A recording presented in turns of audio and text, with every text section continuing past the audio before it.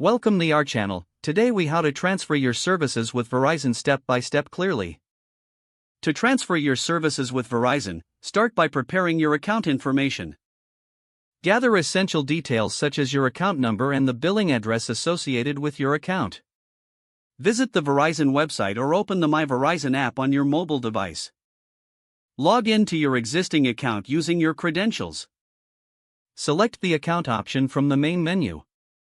Look for the Transfer Service link and click on it. Choose whether you want to transfer services to a new address or to another person's account. For a new address transfer, enter your new address details accurately. Confirm the availability of services at your new location by following the prompts provided. Review the service plan options available for your new location. Select the plan that best suits your needs. If transferring to another person's account, enter their account information as instructed.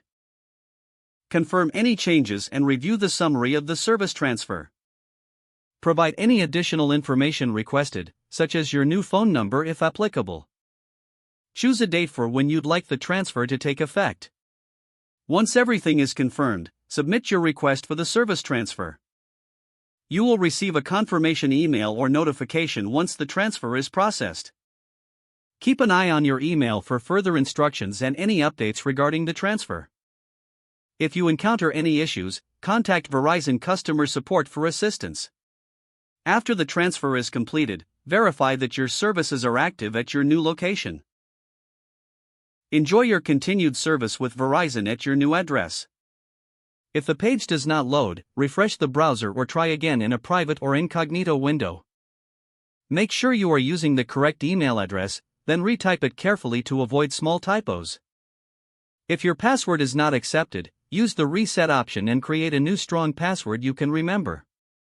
Check your spam folder for verification or security emails, then complete any requested confirmation steps. Enable two-factor authentication if available to improve account security and reduce unauthorized access risk. After signing in, review your profile details so your contact information and settings are accurate and current. If you see an error message, note it down and try again after restarting your device and internet connection.